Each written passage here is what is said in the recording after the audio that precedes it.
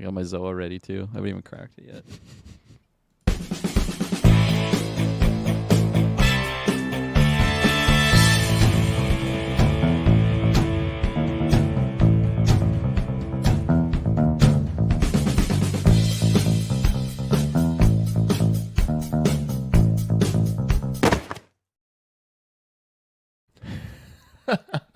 Oh, it's great every time. So abrupt. Oh, yeah. Well, ladies and gentlemen, you are here because we are here for this week's Weekly Geek episode. I am one of your hosts, the 20 Minutes pay-per-view, Taylor Field. I am the loyal toad, Kirklin Patzer. Yes, and we got a whole plethora of news topics to get into today. Travis, and I quote, said he was jealous of the topics we're going to be getting into today. He wanted to be here, but he couldn't get out of wherever he is. Get out. Get me out, guys. Trapped. Yes. So before we get into the juicy news, a couple of plugs. You can find us through your internet connection in the search bar. GeekVerse.ca is our home base. GeekVerse is our Twitter. GeekVerse is our Facebook. You can also find us on our Patreon, where you can get ad-free, exclusive, early content. Supporting us on the Patreon helps us grow the show, create new content, while you get all those extra incentives and perks. It's fantastic. But the folks that are on the Patreon, you are the producers: Aaron Brayton, April of Darkness, Smalley Biggs, Joshua Wright. We wouldn't be breathing air right now if it wasn't for you guys helping us just keep the ship, all the holes filled or plugged, not filled. Keeping us going.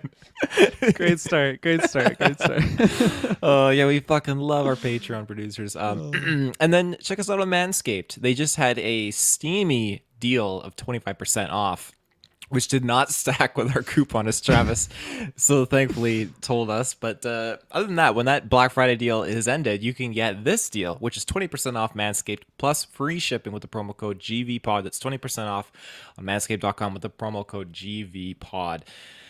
I think that's everything. Side quests. You guys Yes. dropped side quests. I mean, I wasn't on that. I'll let you speak on what you guys talked about. I wasn't there. Well, it's just video game predictions, video game award predictions. It was a heck of a hootin' time. We, being me, Travis, and Dylan, got into the nitty gritty and just kind of all went around just making our predictions, and also a couple of things like what we think will also surprise and appear with like either trailers or video game reveals, that kind of stuff. So definitely a good episode. Check it out. Dylan is in the process of doing the review spoilers discussion for not Thor Ragnarok, God of War Ragnarok. So there's that. And what else is there? Our Andor's all done. That's crazy. We're done our weeklies. Do we have any other shows going right now? Or is Chucky done? Oh, Chucky finished last week. Okay. I wish there was another episode. So good. All the shows are just ending at the same time. Yes. I guess there is no new shows really in the mix. We're just kind of biding our time till Mando and then Last of Us. Got Avatar coming too. That's another Patreon that'll be dropping sometime in the near future. Yes. Oh shit! I forgot to change the title of the episode. Fuck. I thought you did that on purpose. I did, and then I was gonna change it because I was doing it just for the meme when you join in, but I totally forgot. How Travis is pissed. But hey, we got like 5 people in the chat. Like, people are curious. People are popping off right now, so it's a good title. More importantly, we got Maddie Seggs in the chat, our loyal Patreon. We love you, Maddie, and go join the Patreon because you can do like what Maddie did, and he posted a question that we will be bringing up later on in discussion of our main topic. Definitely. I don't know when to really slide this question in here, but I'll just in the chat. Nikita Mohanan, random question. Today is Discount Tuesday for movie ticket sales in Canada. Have you guys seen Bones and All of Devotion? Which one should I go for today, or should I wait for both on streaming? So Bones and All of Devotion. I'm sorry, Nikita, I have no fucking clue what these are. I think it's Bones and All is one of the movies because I know Devotion. That's the I'm not gonna call it a Top Gun rip off because it's going over like a real historical thing. You got oh my gosh. Oh yes, Devotion. Sorry, I didn't connect the name with it. Yes, okay. Who's Buddy? Who's Kang? What's the actor's name? I apologize. Oh my gosh. Yeah, we suck today. It's on the tip of my tongue. Jonathan Majors. Yes. Yeah, Jonathan Majors. He's in there, and I heard Glenn Powell. I heard Glenn it's Powell's good too. Yeah, Glenn Powell. He's basically the same guy that he was. No, I'm kidding. In Top Gun, but I don't know. I haven't seen either of them, Nikita. I apologize, but let us know and let us know how it goes. Jonathan Majors. Welcome to Can't go Chippendales wrong on with Disney Jonathan Plus. Majors. Yeah, there you go. Okay, cool. Can't go wrong with Jonathan Majors. He is phenom. No, absolutely. So, with all that wrapped up there, Clean, let's clean introduction. I like clean. So, I'm gonna be reamed out by Travis later. So we got our first topic. It is the juicy Mario Party. Now, not Mario Party, but it is a party, but it's Mario. Oh man. So they dropped trailer number 2 for the Super Mario Brothers movie, and this trailer is just absolutely incredible. We're going to be getting into this, but just before we get into the breakdown, how did you feel about this trailer, Kirklin? What are your overall thoughts? Is this trailer number 2? Because I swear when I looked it up, it said trailer number 1. And then I was trying to think if the last one that was released was just a teaser and not like an actual full-length trailer, even though it was pretty lengthy for just a teaser. And this is something that I've brought up multiple times on these casts is like, what makes a teaser versus a trailer? Because sometimes I have, like, if I have like a 10-second teaser, okay, I'll call that a teaser. They're teasing me, getting my interest on what's coming out. But if you got like over a minute and they call it a teaser, fuck off. That's a trailer for the movie. Unless it's just like absolutely nothing for a minute, which why would they even release that? But you know, it's like what would you discern, like, or label, I guess, a teaser versus a trailer, Taylor? A teaser would be a sequence of maybe like a couple quick flashes or a couple quick like scenes, or like a fade in and you get one scene here with like a quick little narration and then a fade out. That's it. A trailer is when you get a full on part of the movie shown, like we did in the first Mario preview, like Bowser's Invasion, Mushroom everything. Kingdom. Oh, I made myself laugh. I just think of Travis every time. I mean, I should be thinking of Chris Pratt delivering that line, but specifically Travis Nell at our previous charity stream. That was a great time. But yeah, so this is teaser number something, whatever it is, and I really, really loved what I got from like the previous teaser or trailer, whatever we're calling it. Let's just call it trailer, I guess. I really liked what it was. I heard some people were semi-bothered by like Chris Pratt's voice for it. That did not even cross my mind at all. I think is going to be a fantastic Mario. Bowser, I think, was the big mind-blowing element of that trailer. I didn't even realize it was Jack Black till afterwards. I think he's gonna just kill it. He brings the fire, no pun intended. And I think he's gonna be doing that as well in that role. But this trailer for me, man, I like a multiplier got thrown on my hype level for this. Like, it's not even like it got increased a couple notches. Like you have your little notch meter to increase it. It did that, and then they also threw on the multiplier. Holy crap! Like every little element in here, I know we're breaking it down, so I'll bring up the video and go by scene, but just the fact that they're already getting to like the Mario Kart stuff, the Smash stuff, like all these things that we're like basically just like plotting out on like when they're going to incorporate this stuff into the Super Mario Kingdom world. is on our left Kingdom, here we come. You couldn't let it go. He had to come in here and deliver it. And he's gone. Thank you. He's gone. It's like we pulled up that audio file. Thank you for that. Mysterious voice in the clouds. Chris Pratt himself. It sounded just as good. Yeah, so everything in here, they showcased. I think they had Peach in the previous trailer, but she didn't really talk at all. You didn't get Annie Taylor-Joy's. Was she really? I don't even remember her in the trailer. In the previous trailer, that's what like I feel like I didn't see her, but I feel like I would have had to have seen her if it is Mario World. She's just such an integral part of the cast and roster and whatnot. But I really like. I mean, you know me. I always pick Peach when I'm playing Mario games. And I think they're going to be doing her really good in this movie where she like isn't just the damsel in distress. Like she's actually kicking ass. And there's that one scene where she grabs up like that halberd with her loyal Toad next to her, and they're just ready to like kick ass. And it's just like, man, I am so excited for this project. Yeah. I mean, I'll hear your thoughts and then we'll throw in Maddie's question. Yeah, this trailer was just absolutely smoking aces. That sounds so nice. Crack that one for the fans right there. That's my Zoa White Peach. Haven't tried the White Peach flavor yet. I've done Tropical Punch and White Orange. Or, God, not White Orange. White Orange. Wild Orange. That's the other ones. Out of those two, Wild Orange is definitely my favorite. Tropical Punch is mid-tier, but here we go. I like it. Let us know. Well, that was a good slurp. We could hear that. Yeah, it's really good. It's actually probably my favorite. I agree with Travis. I think. I'm gonna have to Sorry go in to- and buy a case because Sorry White to just- Peach is my go-to. I had to throw on my Zoa review. I haven't drank a Zoa on cast yet. Actually, it was just during our Call of Duty sessions on the weekend. But Oh, that's right. yeah, Damn. Well, there you go, phones, fans, folks. So, for me, this trailer it was firing off every cylinder, every engine in its caboose. Like it was so freaking good. Like there's so many little Easter eggs and little nudges in here, and so many things I didn't even clue into it until I saw people already parroting videos of this trailer, like within half an hour on YouTube and stuff. Just like Smash Bros references and all these kinds of like I was thinking, holy shit, this is just crazy bonkers. But I'm totally all for this movie.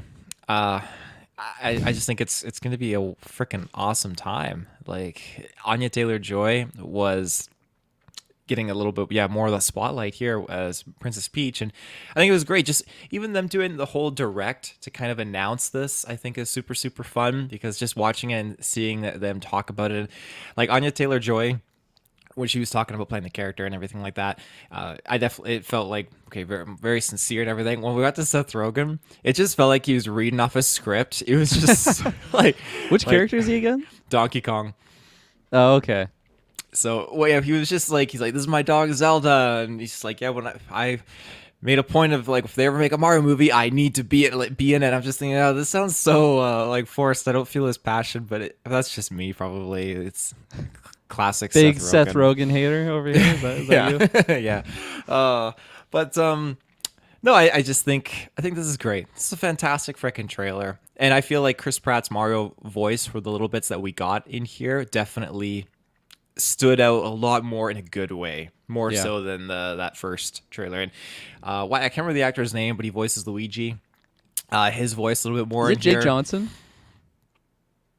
No, I think No? it's the guy from Horrible Bosses, right? Oh, Charlie Day. Oh, is that it? That's it. Yes, thank you. Yes, that is it. So I really like his voice as Luigi. He's just got that voice where, like, as a character that really freaks out, he's really good at, like, doing that, like, amped up, really freaked out voice. And I feel like that fits Luigi's kind of persona a lot. So I think the casting is pretty good for that. And just hearing him freak out is great. But, yeah, anyways, so I'm ready to get into this breakdown. Yeah. Well, yeah. Well, okay. We'll get to Maddie's question after we do the trailer breakdown. Yes. So I'll bring it up and we'll turn off. I don't even think you get audio. I think only Travis has that capability somehow. But I'll do a little subtitles like I like to do. Okay, so he's just Music. waking up. Yeah. All right. So And we like, got the did you Smash lose your Brothers mind like arena. as soon as you saw the Smash Bros. Arena? Because I yeah. did. Oh yeah, it was great. I wasn't sure what they were going for here. Like, are they choosing a champion? Like, is Mario like kidnapped and has to fight here? But I mean, Yeah, because you got the. Do you know this Kong character? no, I don't know. I know Cranky Kong, Funky Kong, Diddy Kong, Dixie Kong. That is more Kongs than I know. So I was not expecting you to be able to answer that, but I was hoping that you'd be able to give me a breakdown on who this guy is. Because, I don't know, it seems like Peach is on a throne here, but like she has her own Mushroom Kingdom. Like why would she be like sharing a seat of power, I guess, with this character who's clearly like the guy in charge of this arena? So I don't know, is this like something like she's captured here and then like classic Mario, he's just like trying to get her out of there by beating DK, or what do you think's going on here? I think it's like their champion. So I think my take of this, like Peach is here and like, okay, our champion's gonna fight your champion. If we win, you the have Black to help Panther us. scene. Yeah, yeah. So DK just beats the shit out of him. Is this your plumber? Is this your plumber? is this your plumber? But I think that is it's gonna be something along the lines like, hey, if we win, you got to help us, and maybe the Kong family crew is maybe a little bit more, I don't want to say egotistical, but maybe cocky, like, oh, we don't need to fight, like, we're tough, we can do it on our own, and we don't need help, we don't need to help you, vice versa. So yeah, Right on. Here we got Luigi kidnapped. This is like the most normal that Bowser's talked so far, right? Like before he was roaring and whatnot. And still it's like I have a hard time hearing Jack Black's voice. I do too. I really, really do. Oops. that scene right there with the hammer, I'm just like, okay, fix it, Felix over here. Like, Oh, yeah. just like the way that he spins the wrench and everything. It's just like that was like carbon copy for that character. It's cool to note too. We're gonna be getting like the real world kind of settings here, like Mario's a real Yeah. world. So 'cause He's that's clearly always been not a Koopa plumber bathroom. since his introduction, and I've never thought of him as like actually doing day-to-day plumbing work.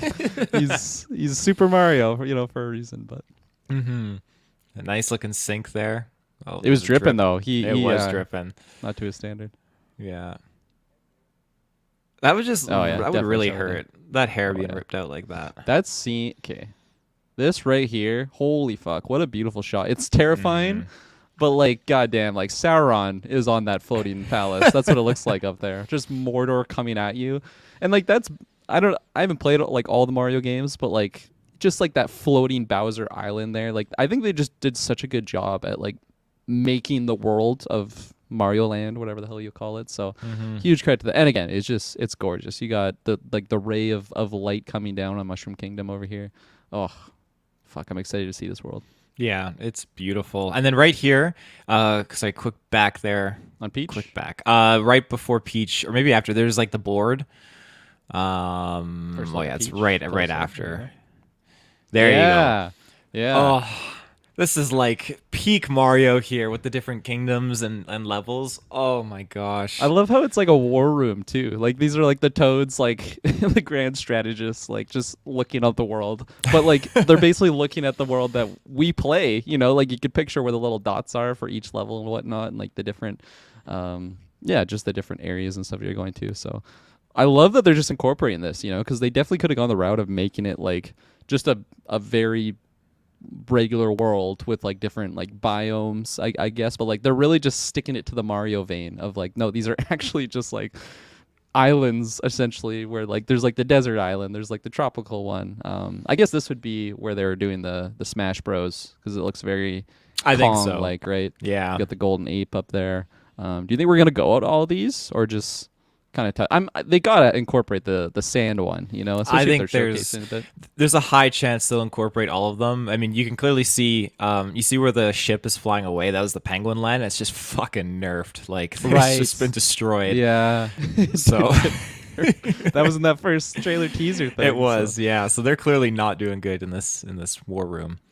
Do you think we'll see that scene? Like, do you think it'll be like the opening of the movie? Like I think Bowser we'll just see fucking it. up the penguins? Yeah, Yeah. I think we'll see it for sure. All the toes. Yeah, that's oh, the there scene you I was go. talking about when she's kicking on the halberd there full. She doesn't get all fully armored up, but she's definitely ready for war. You know, she doesn't have her like long dangly dress impeding her movements and stuff like this. And I don't know. I'm pumped seeing Peach in this manner. And out of every character, I feel like she probably looks the most different out of all of them. Whether it's just the way that they designed her face or whatnot, I feel like all the other characters, it's not dead on the way that the characters look from like just the Nintendo games or whatnot, but it's pretty close. But for hers, it seems a little I don't know. They like change her face a little bit, but I think she's looking good. Yeah. Summer Hansy says that outfit reminds me of her Mario Kart fit. That's actually that's a great observation there. I didn't even think about that. S Bubs just comes in and confirms it. Yeah, that's her karting suit. Well, there you go. you Thank go. you, people in the chat. I really like how Toad just looks like Captain Toad from that Treasure Tracker game that came out not too long ago. Treasure Tracker. That's an old Wii U game. I think they put a revised version out on the Switch. I was gonna say, Taylor, come on, Wii U. That's not recent. That came out years ago. This is a great shot. This is when like they really dive into the Mario vibe, because this is a training course, right? Which is totally fitting. Yeah. Yeah. Oh, 100%. Right. It's this is like a Super Mario Maker level here. I'm like, I would not be able to make this, especially if it's like a 3D. If they're in the 3D realm, if it's 2D, it's a lot easier. But just bouncing on some of those single blocks like up in here, God, I wouldn't pass this. Mario feels pretty confident he can do it, and just the way they do some of the pieces are so spot on to these obstacles. Like the blocks that let you stand on them and they disappear and all of that stuff. I feel like Mario, like if you've like played a video game and you're not a gamer, you've probably played like a Mario game. So I feel like all these little credits to just the way that the games are, like all these little details. I feel like so many people are going to be able to appreciate it. You know, like got the gamers that are obviously going to know all about that stuff, but even just like, I don't know, like older parents or whatever taking their kids, like I feel like every age group is going to have so much fun with this movie. And just for like the story that they're building upon, I'm really loving all that stuff. So We've all died from one of these items, just like Mario is. So. oh yeah, those damn fish. Oh yeah, the cheap. Those one tap you though. Come on, that's not realistic. Yeah. Oh, we got one of the powers Yeah. there. I can't remember what it's called. It's not the cat suit. I know it's is it the red panda, or the Tukey or something like that? The Tukey, I'll take your word for it. something one of those. Yeah, I'm flying around. We got our Get fire Peach. flower. And Ooh. look, she's wearing like the Mario like flame outfit. So does she just is, yeah. get power? Has that been a thing? Like Peach been able to just wield flame like that in the past? I mean, if you get that fire flower, as far as I'm concerned, you can shoot the fireballs. So Yeah. Tanuki, Tyler Greenhall. Shout, there you go. Saving us as we're drowning over here. But yeah, man. Oh. And this is what I mean. Like her face, it looks different than like what the Peach is and at least other like 3D renderings of the character or whatnot. But I don't know. I like it. It's kind of reminding me of Anya Taylor-Joy. it honestly does. It's funny how it does. Beautiful shot here. Yeah, Oh my I want to goodness. bring that back a little bit. Oh Look at my that. goodness. Remember this place, my friends. It's looking a lot better than having oh my gosh, Odin on there with his two sons. That is a great shot Yoshi, there. man. Oh, absolutely incredible. All of this stuff, man. Like I'm grinning right now, and this is like the fourth time I watched this trailer. But God, I was just grinning ear to ear watching this trailer. They're doing such a good job with the promotions of this, and we talked about it in the past too. I feel like this is definitely going to be one of those projects that just you get like 17 different trailers, and it's just like the marketing is on like every product. There's going to be those, I don't know, Burger King crossovers, like so much marketing juice out of this. Oh, there you yeah. go. Shot from the first trailer. Just sneaking it. This is a scene from Spider-Verse, I'm pretty sure. You have Miles or like Gwen. It's like Yeah. Mario. I'm No very pressure. curious to That was a see great how line. I'm very curious to see how Luigi comes into play with this storyline. But anyways, yeah, we're getting into Rainbow Road here. The background just reminds me of Sonic, I'm not gonna lie. Hey, maybe he's in there, right? He's a crossover character. You never know. So yeah, as it was discussed in the comments, looks like her outfit is like exactly that she was like wearing with the halberd and whatnot. Pardon me, I'm burping. Look at Toad's like cart here though. Holy moly, gotta he's got the compensate. monster one. I was trying to see too, like some other ones. Like we got a Kong character. I don't know which That's one Funky that Kong right in there. Is it Funky Kong? Okay. Yeah. Do you see who's on this? That Back here? motorbike? Yeah. I don't know who's With like the on giant, there. it looks like a barrel, so maybe it's a Kong character. I don't know, just with how like ridiculous it looked, and because the character, it looks like it's red and a little bit wide. I'm like, dude, that's Dr. Eggman. So funny enough that you're bringing up the Sonic thing. Riding with the heroes. There to the far left, there. Yeah, it so almost that's another looks- Kong. That is another Kong, and right below, it almost looks like one of the Koopa characters. Yeah, like but I can't confirm. what's his name? Like There's like Larry. Laffy. Yeah, and- Larry. Like Laffy. whatever the fuck their names are. Yeah, cool. Little drift there. Oh, can you go back Mario. when he does that drift and like just do a quick repause because the angle changes for a brief second. I was trying to see if anything kind of clears What up. do you do? Uh, Do you see oh, Thanos in a that's an reflection interest- somewhere? That's an interesting Deadpool. background shot too. Do the backs of them again too. Oh, okay. Am I too far? No. Here you go. And they all jump in. So Do some freeze frames. yeah, I'm just wondering like who can we see? These like in mini here? guns that they Yeah, got. Like, what holy is this? shit. What's going on here? That's not in the Mario Kart 8 Deluxe. I can tell you that. Oh, it's quick. It was very quick. Yeah. Oh well, that's okay. Oh, so that's DK. I didn't even see him at first. That's DK there. Yeah. And who's this over here? That looks like another Kong. That's definitely another Kong. There's a lot of Kongs in here. Yeah. Hopefully King So Kong, this is when too. they've settled their differences. Yeah. They're racing off to battle together. Right Do you think on. we see Diddy Kong in here with Donkey Kong? You got to, right? Gotta have Diddy in there. Wait, did they announce Diddy? Did they have a voice actor? Who's voicing it for it? I mean, we've casted him in our fan cast. In cinemas soon. Isn't the date April 7th though? Like, what do they have to go do this? I'd have to confirm the date. The date? The date. I'll stop sharing so I can Google it on my own. Nobody sees my tabs. Let's see. I'm just trying to track down if Diddy Kong is in there. Yeah, April 7th, 2023. I guess that's like the running title. Maybe they're just prepping for delays and whatnot. They don't want to commit to a date. Cranky Kong, that's what SBub says. He had the crown on the Coliseum. I didn't think Cranky Kong had a crown. I got to Google an image of Cranky in here, too. Yeah, Cranky's just the old geezer with the with like rocking in the rocking chair and all that stuff. Chat's popping off. Let's see if I can catch up here. I guess that's what you're reading. S-Bubs. Yeah, look at this place. It's DK. Summer Hansi, Super Nintendo Land at Universal Studios Hollywood is opening in March. Perfect time on the market side. Absolutely. Man, they're going to make such a fortune off this movie, but even just like the little ripple effects that they have for, like she said, with like merch and all that good jolly stuff. Oh, it's a great time to be a Mario fan. Oh, abso-frickin-lutely. My gosh. Any other, like you mentioned Diddy, but any other characters that you think could pop in there? Like, is it too soon for someone like what's her name, Rosalina? She's the Mario Galaxy one, right? Right. Well, we didn't see Daisy in there. No Daisy. Yeah. But I'm sure we would see Daisy before we see a Rosalina. In my opinion, the reason why I thought Rosalina is just because Peach mentions like there's other worlds out there, and then they are floating in space and whatnot. So I don't know. We didn't see like a floating star or anything, but I've touched like the Mario Galaxy games, but like I really haven't played them too much. It was mostly just like while Shay was playing it, I was like the second player playing the star or whatever the hell you do.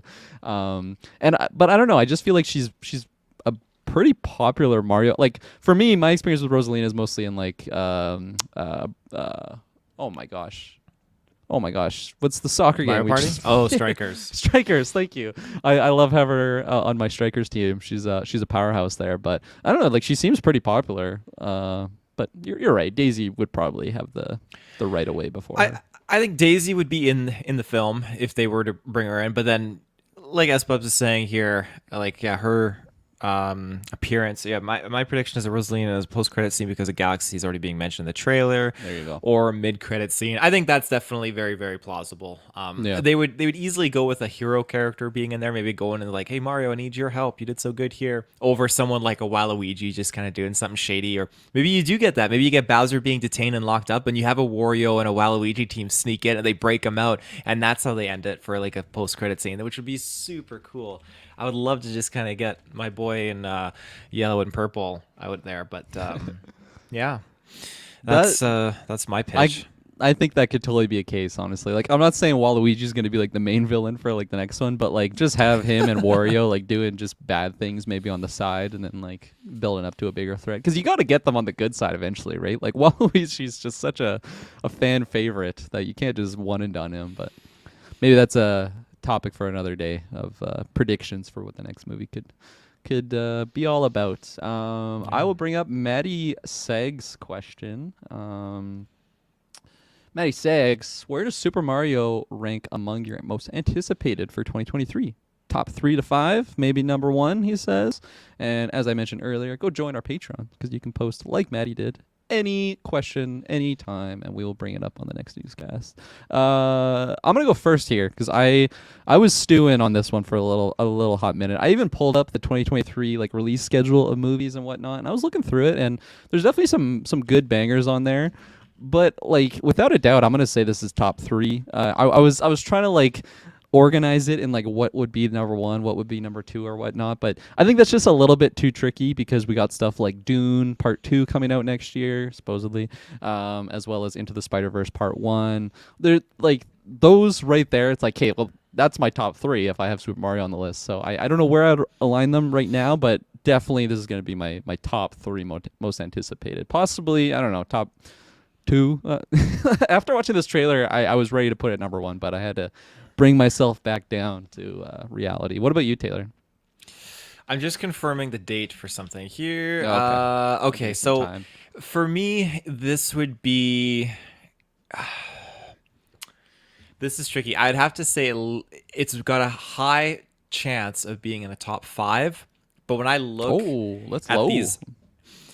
Yeah, when I look at these other movies, You watch that trailer? No, I'm kidding. Yeah. I've got Transformers: Rise of the Beast coming out next year. Gosh, like, okay. When I was looking through 2023, that one didn't stand out to me. But hey, we got different eyes, so we got Mission Impossible. That's another one that I got high anticipation Yeah. for. Quantum Mania already is top 3 for me. That one I that's fair. I Yeah. announced before, but yeah, I think this could be top 5 because I think Indiana Jones is coming out next year as well. So between like Indy, Ant-Man, Transformers, and then what was the other one? Mission Got Impossible. Megan in January. Megan, which Remember I'm that very one? much looking forward to it. Yeah, and then there is the Meg 2. That one's definitely might be anticipated. But Wait, what's the subtitle for that one? It's like the trench. The They're like crossing over, Trench. like crossing over with Aquaman or something. yeah, so yeah, there's definitely some very strong contenders for. It'll be interesting to see if it's going to get into a top 3, but I think it'll definitely be fighting into that top 5 spot. So, and there's So it's Guardians. not in the Volume top 5 3. yet, but you think it could be in the top Well, 3. it's fighting It's like for Kirkland it because Patzer rankings right I there. know. The math doesn't make sense. It's fighting for it because, like, yeah, we got Guardians of the Galaxy 3 as well. So there's definitely some stuff that's going to be fighting for it. So, and Hunger Games, is that's really the Hunger Games Ballad of Songbirds is coming out next year. Interesting. Is that even in your top 10? I really do like the Hunger Games movies, so Okay. I totally forgot about that being in production and getting worked on. So yeah, it'll be for Most another anticipated, newscast. Yeah. As Bubs, just wait till the Cocaine Bear trailer drops, Taylor. That'll be that'll join the most anticipated list. So there you go, Maddie. Thanks for your glorious question, and big love sending your way to the east. Anything else on this big property? I think that's it for Mario. Do we jump to an ad right now? Is that I think we're supposed to go to an ad break. Hey. So let's do that, and then we'll be back to unravel some more fun conversation of discussion. And we're back. So Taylor Field, that was a fun hitter at the start. I have Oh, to yeah. just kill time a little bit while I bring up my notes. We're going. I know exactly where we're going. Ooh, yes, you do. Oh, yeah. Lay the way, because I'm excited. Because yeah, you just go ahead. I'll let you go. So we all know where I stand with Star Wars. I did a little bit of a rant not too long ago and made its way to the TikTok. Coincidentally, it was with Kirklin, actually. Ooh, that I did this yeah. rant. So You were trying to on the Andor finale, but Travis cut you off because you guys had to make a showing. Right, The yeah. heat was brewing. I was starting to I had to take off my sweater during it because I was feeling the heat spewing through your microphone. You were getting heated. Anytime you talk about Kathleen Kennedy, that is. yes. So in my rant, I was talking about how Kathleen Kennedy, yes, she has been there through the good times. She has greenlit some good shows and everything like that, and that's hunky-dory. Fantastic. And I applaud people defending her. Defend her, just due diligence. I don't even know what the fuck I'm trying to go. Because I tried to defend her as many years as I could, and finally we're at this point where it's like, what the flying fuck? Because we don't have enough Star Wars content coming out. And I understand, and Travis shut this idea down, but I understand that they were at one point looking at alternating between Star Wars and Avatar, and that's not the case here because obviously they had last year and they didn't deliver any Star Wars cinematic stuff. If I was the head of Star Wars Lucasfilms, I'd be fucking pumping Star Wars movies out left, right, and center. Only up the utmost top tier quality. It has to be like a fine wine, has to be pristine. You got to get the best people working on these projects. And I thought that's what we were going to get when they announced Rogue Squadron as a movie with Patty Jenkins directing. And then that all went down the shitter. And it's so convoluted because it's shelved, but it's still kind of slated for releasing at some point. It's just they're shifting the priorities left, right, and center, and it's really, really unfortunate. And then it's just damaging. Well, yes, we do get amazing shows like Andor. Check out our review. That's great, and I think that's fantastic because those characters and those storylines work in those notions of being a show. But when we want to get the scale of a film, getting something theatrically is still such a magical experience, and to have that hour and a half to 2 hour storytelling time on the big screen, it's very powerful. And I really want them to give us a Star Wars film because Let's look at Solo, Star Wars story, release date. It's a real movie, Travis. You can't say anything because you're not here. It's gonna just pop up randomly again. Little Yeah. ominous voice in our heads. So we're in going into 2023 right now, and that movie came out in 2018. So Holy shit, eh? That's crazy.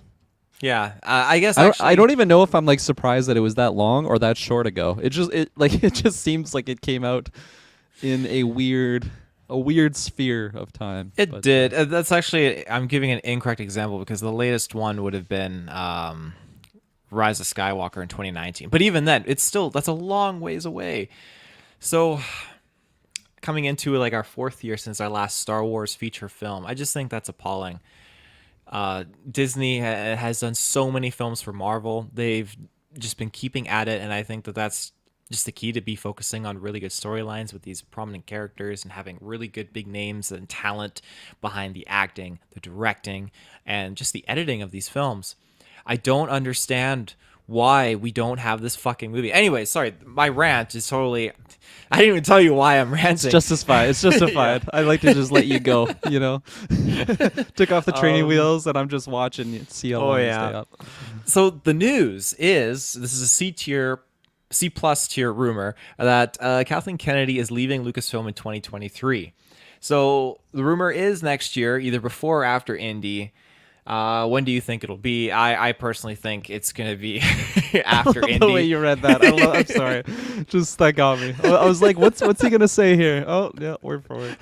Carry on. I just think it's going to be after Indy. She's going to want to just sneak that onto her portfolio. She knows that. She needs to get a new job, I'm sure, something like that. She needs to have a good resume here coming out of the gate. So she's probably going to stick around for even Acolyte and just slap Acolyte on there, slap ND5. 2 shows they're going to be, or the movie and the show that's going to be great, and it's going to be very well received, and she's going to go saunter off maybe to Universal Pictures or maybe to Warner Brothers or something like that. How old is this lady? I feel like if you're working for Disney, like Lucasfilm, you're the head of Lucasfilm, like, just fucking retire, man. Like, come on. I would agree, I don't know. but then Maybe we those have someone like Bob Iger who just keeps coming back. Yeah, it's true. Yeah, he probably was just chilling at his office or whatever for like a day. It's like I got to go back. There are those people though that are just workaholics, and not necessarily that they're working themselves to death, but they're just like they just don't know what to do with themselves because it's like, I don't know, like that's your whole life and existence of getting to that point, and then if you're just gone, like what's the point? I don't know. I've met a few people like that. We're getting deep. Oh yeah, she's Deep topics. aged. I am not one of those people. I will be ready to retire today. She's aged. I would be too. She's aged 69. 69 orbits, and she is born on June 5th, 1953. So she'll turn 70 There you go. this June 5th. next year. Yeah. I'll be ready. I'll send her a card. Good riddance. First. Get the fuck out of here. Yeah. Not my Star Wars. But yeah, that's been all my Yeah. ranting there. How do you feel? I mean, like to your rant point of just, we've talked about this many times on the cast. It's just, it doesn't make sense why they are so hesitant to just release Star Wars projects like here, there, and everywhere, as Dr. Seuss would say.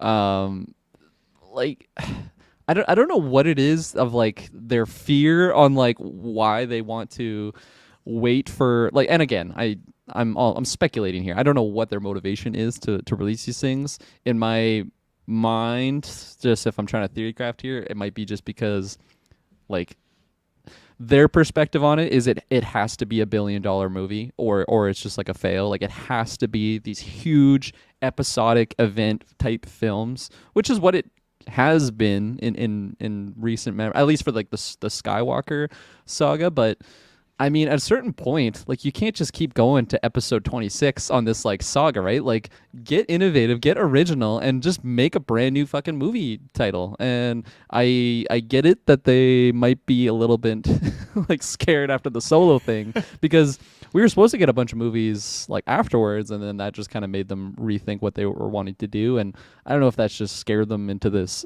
place where they feel like they can only release Disney Plus shows, but I don't know. For how big Star Wars is, I think it's a little bit egregious that we just haven't been getting more movies and stuff like that. And I mean, in the last few years, like I felt like I had kind of been tapering off of just my passion for Star Wars. Like it'll always be that thing that, because I grew up in that era of, I'm not a 70s kid or anything like that, but just at least like the prequel era, like those movies were coming out in theaters and it was continuing on from those stories, or I guess prequel to those stories. So Star Wars is like in my blood and I love it for sure. But just for what was going on with the way that they ended the Skywalker saga, it was like, okay. And then we had, I mean, Mando's great, but then we got something like Boba and it's just like, ugh, this is kind of hard for me to get through. But Andor completely changed that. I am ready for more Dark Time stuff. And fuck, we memed about it many times on the cast. We keep, like, they're obsessed with this era of the Star Wars world, the Dark Times. I don't even care now. Like, give me a Dark Times movie and I'll just consume it and we'll judge it for what it is. But I don't know, this weird, somehow your rant turned into my rant. I wasn't planning on ranting on this topic, but goddamn, it happened. But yeah, just give us some movies here and there. Hopefully, I don't know, a change in the guard will change the formula that they've been going on, because I don't know, like, is that a Kathleen thing that they just, like, she's just like just stopping like any type of big movies coming out? Because for their creative writing room, like, they got to have just a plethora of creative, very talented people that have written some amazing things. We talked about, like, where's Taika's movie? Where's Kevin's movie? We're never seeing that shit. I bet someone's got a shelved script for a, like, Rule of Two movie or something like that. Don't And tempt me, Kathleen's Frodo. like, no, Yeah. get that out of here. I don't want to see that shit. So It's like, oh, you got that, eh? She's like, this is really good, and no one will ever see it. She's got a, like, Sheev voice just comes out. go Do put it. it with Don't George do it. Lucas's bought sequel scripts that we took from him. We never used. Oh God, she's got like George in a cage or something in the writer's room. God. As was in the chat, Rogue 2 Rogue coming 2. 2024. I like it. Right after she leaves. So I guess the other part I didn't even answer on that of the her exit time. Sorry to jump in there, but do it. Spit it out quick. I think it would be like her last kind of project is the indie thing. I just feel like hopefully this is the last Indiana Jones project with Harrison Ford. I love Indiana Jones, but God, they're milking that cow for all of its worth, and I really didn't love the last one. I am hoping for a really nice send off for this number 5. I hope it's really good, and if it is really good, I think that would be a great way for her to just, like, wipe her hands clean and just sail off into the sunset, or go to Universal, like you're saying, wherever she's going next. I like it's an ending of that story. It's ending of her chapter at Lucasfilm. So I think that would be the case, that would be the last project. But I don't know. I don't really have much more weighing on that prediction. Just I think it makes sense. I think that because of how dicey it's been with her, like, over the last few years, and as you mentioned, like, she has done some really great things, but I don't know, it's just for the state of Star Wars right now, I think the fans just deserve like a movie in theaters, and I don't think that should be something that's so hard to get. it shouldn't be so hard to get, and to tie in that, like, I have 2 points. The first point is associated with this because recently we broke a milestone for the human race. NASA had reached a distance of 270,000 miles with an unmanned capsule that could hold a person, but they didn't have a person here because they're testing going back to the moon and sending a person back to the moon in 2 years from now. That's 434,523 kilometers from Earth. It broke a record. That's beyond the moon. That is more than 40,000 miles beyond the far side of the moon. That's fucking incredible. But do we have the fucking Star Wars movie? No. So there's the connection between the two things. I was waiting for the connection. Okay. When we look at the concept of people defending Kathleen Kennedy, yes, you can defend her, rightfully so. She's a human being. She deserves praise for proving these things. That being said, the praise is limited because I have worked for people. I know people in management roles, positions of bossing and stuff like that, where you present ideas and the person who holds most of the stock or the ownership of the company will be like, yeah, you know what? That's a good idea. Let's do it. And so they just say yes. And it comes off as their idea. Like, yes, it's a team, but it comes off as their idea, and it's put out there, and they reap the rewards mostly for that. They And that's greenlit the thing. project, so that's Exactly, their- they yeah. greenlit it. It's their baby, all whatever you want to call it, and all the other things that you also would have pitched, like that rule of 2 scripts that gets shelved, that's them still saying no. But then those things aren't going to really be seeing the light of day because the owner of the company is like, no, just shelve it. We're not going to put that out there. So you have to take that into account that, yes, we can praise her for saying yes, but a lot of how much of these ideas are coming from her? Like, is she like sleepless nights just drawing up scripts for Andor, like 24/7? no. I don't think so. No. So She's on her super yacht. yeah, yeah. Watching So, Rogue One. watching Rogue One, exactly. So there, it gets convoluted. But while she can green light these things, I think that for the health and the safety of Star Wars, they need to transition her out and get someone in there who is maybe a little bit bolder and can kind of help us along. Yes, another thing too, under her rule, we did get Star Wars High Republic and all that kind of stuff. It's been fantastic. I just finished Convergence right now, which is another fantastic High Republic novel. That's again like years before where we are in the current High Republic timeline. But anyways, it's great stuff, and I hope that we get more live action stuff focusing on that with those characters. And I just don't know if Kathleen Kennedy is going to be the one to deliver on that. So, yeah. And like I was posing the question, it's like, what are they scared of? Is something that they're scared of has been like, okay, if we're gonna introduce a new concept, like it's gotta hit like a 9 out of 10 at least. Like, do you think that's really like the cloud over them? I feel like, yeah, but you got to be bold, man. Like when George did that original project, like he didn't know that it was going to be what it ended up being, right? So He I don't used know, his I- own money.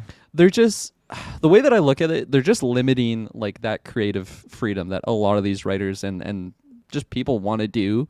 It is such a big property, but I don't know. It's unfortunate that they're like gatekeeping. I love that term. You bring it up as much as I can, but they're just gatekeeping like some really creative writers and what they can do with the Star Wars property. And fuck, man, I've read like fan fiction that's just top quality, peak cinema, as S Bubs would say. But yeah, Yeah, it's a shame. I hope that change comes. I really do, Yeah. because something needs to kick, and we need a Star Wars movie. Like, it's so sad. It's really, really sad. The kids of this generation are grow up not knowing Star Wars in their theaters. well, we didn't for a long. Well, I guess the prequel era. Never Oh, yeah. mind. Revenge of the Sith, Attack of the Yeah. Clones. We were there. Yeah. Were you there for all of it? Like when did the first one come out? 2000. Like Phantom Menace was 99, I think. Oh, it was 99. Okay. Yeah, it was in the 90s. I caught the theatrical release of Revenge of the Sith. So Yeah, that one I was at a friend's birthday party, so I remember that very specifically. I feel like I didn't see, pardon me, the other two in theaters, but I don't know, maybe I did. I had the action figures. I remembered action like the figures, characters yeah. and stuff like that, and that was again in that time where you'd be getting like the McDonald's like character Oh, and like the yeah. Happy Meal. Oh, Yeah. great! The kids these days aren't getting that. They're not getting the Happy Meals with the. I don't know. The toys are whatever lower character. quality nowadays. Yeah. I mean, we'll see when Mario comes out, though. Then I'm sure we'll get those Mario characters, Yeah. the Happy Meals. I'm trying to think, like, as far as Star Wars movies go in theaters, I know I think when they did a re-release of The Phantom Menace in 3D, I saw that. I can't remember Attack of the Clones. Revenge of the Sith, I saw that when it initially dropped. A New Hope, I did not see. Empire Strikes Back, I saw. I think during COVID times, they were playing all the older movies, and they played Empire in the theaters, I think for their 40th anniversary. And then there was, or not 40th, 40 would have been a while ago, but Return of the Jedi I didn't see in theaters. Then obviously the whole sequel trilogy and beyond, I've all seen that in theaters. So I was gonna bring this up because one like specific promotional poster that they had for Phantom Menace is probably one of the best like promotional posters ever, and it's this one right here. You've probably seen it. It's just little Annie. Spoiler alert. Little Annie with the shadow of Darth Vader. Oh man, I remember a friend of mine too had that as like a poster on his wall, and it's just God, what a great image. Whoever designed that, shouts out to you. Probably the same guy that's like doing all these promo posters for Solo 2, and Kathleen Kennedy's just gatekeeping them. There's oh, come on, load. You just reminded me. Oh, here we go. Okay. I'm gonna share this this meme. It's this big juicy one right here. It won't be any. And then it became the biggest problem in the galaxy. It gets me Oh, every it's a good time. one. Yeah. Fuck. Good shit. Anywho, I think that's, unless you have anything else you want to add to the Star Wars rant. Kathleen Kennedy? I don't think so. I mean, I wasn't anticipating to rant, but it came out of me. Maybe I have these like built up Kathleen Kennedy Star Wars Lucasfilm thoughts that I thought they were just fine. You know, I buried them deep down, but they bubbled up to the surface, which is good because I'm probably just going to be happier for it. You know, you shouldn't keep that down. You got to vent it out, keep those happy emotions in check, I guess. I don't know. Let me ask you one last question. I feel like I would already know the answer, but what movie would you like to see Star Wars wise? Like, how soon would you want it? Like what year, and like what would you want it to focus on? Yeah, I mean, like, you know me. I want the Darth Bane stuff. I want the Old Republic stuff. I don't think that's going to really happen in my lifetime, unfortunately. I just feel like with the direction, I mean, they don't do movies. That's kind of their direction right now. But just the incorporation, that's the wrong word to use there. The introduction of the High Republic stuff, I feel like that's going to be probably their next, like, original thing that they're shooting out. Because how many books are out for High Republic now? Oh, I fucking lost count. Yeah, like that's wild. I feel like, okay, this is like the first new like story for like High Republic, whatever book that was, and then now where we are, it's just there's so many of these other stories, and from what I haven't read them myself, but from what I've heard through you and just other people on Twitter or whatnot, like it seems like they're really well received, and there is a lot of good content there. So that would probably be like my realistic pick there for what they're gonna do. And I mean, if people love it, like I'm all for it. Let's just give me some new original stuff. But like, yeah. So if I'm gonna give my want, and it's gonna be a little bit swayed by like my realism on like if it could really happen, because I don't think I'm getting like a Darth Bane story in my lifetime. Just the fact that that's Legends now, like they've already changed like a lot of that character in Clone Wars in the new canon, as you'd call it. But I feel like even just some like early Palpatine stuff, like not necessarily. I guess sort of like before Phantom Menace, but just like when he's really like working with like Plagueis and stuff, like his master, and like those behind the scenes things. I think that's so intriguing because again, I'm getting my Sith things, which you know I love, and like that's tied close enough to like the Skywalker saga. So I feel like, you know, that they don't want to ever get away from that, so that's close enough that they could incorporate that. But just like, I don't know, like him coming into like the politics game, and then you have like just Plagueis kind of doing his things on persuading him and getting. I'm pretty much just pitching a Darth Plagueis movie, because if you read the book, like a lot of that is discussed there. But it's just so fascinating to me the way that she was able to just really come into power and just completely dominate in the political position that he is, that led him to the Rule 66 and just having his own empire. I think that's fascinating. I feel like we really we know that story, but there's still so much detail in there that we haven't really scratched the surface on. So that's my long answer there.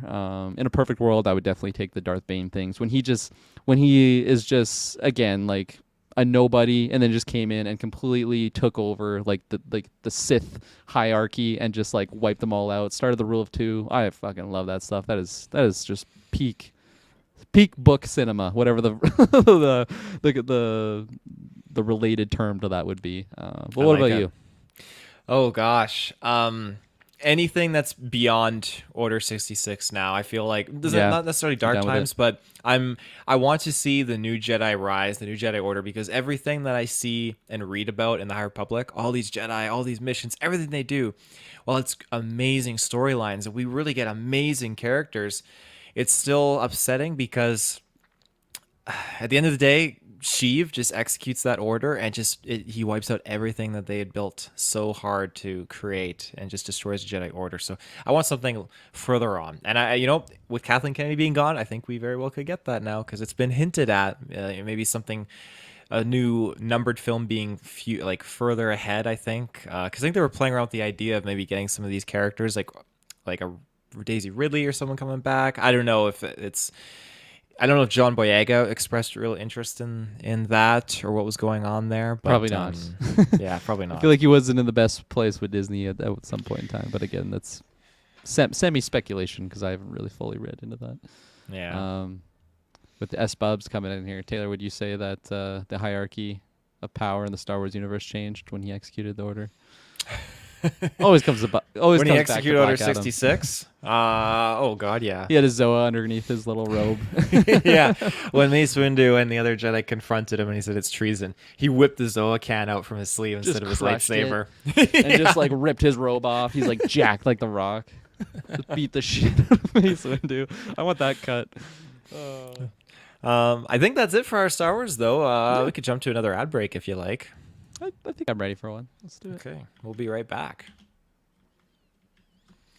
And we're back. And with it, we have some Marvel topics. Ooh. Now, specifically Ultron rumored to return to the MCU. Now, if you ask me, this buddy never left. He was in Multiverse of Madness. Those bots were saying Ultron activate, Ultron attack, Ultron whatever. So he was kicking around still there. That's true. No one's ever truly gone, right? And the creature with that, I mean, he's an AI. Like I feel like this whole idea of like Ultron possibly being back, like, well, of course. Like that makes sense. Like that makes so much like after Endgame, it's like, oh, Thanos will be back one day. And I feel like that one is a little bit harder of a pill to swallow than just having Ultron back because the fact that he isn't, like, I get it. He's a super twisted AI that so many different steps led him to where he was in the events of Age of Ultron. But, like, it doesn't take much to get that back.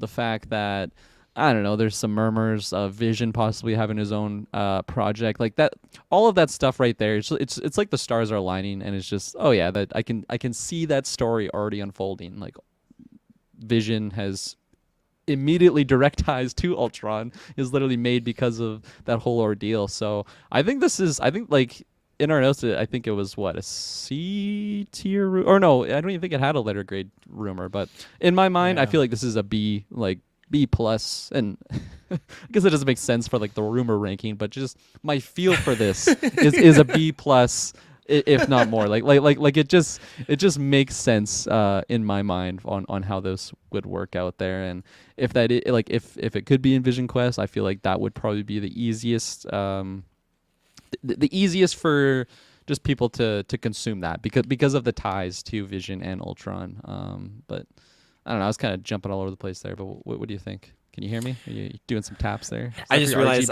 I could change the audio lighting? levels. No, not the your audio lights. lighting. No, it's just doing that. I swear the lights were like time. moving when you're doing that. So audio listeners, you probably don't know this, but Taylor has some nice new headphones. I mean, you probably did a cast with them already, but this is the first one I've done with you. I did, yeah. It beams me up to the mothership.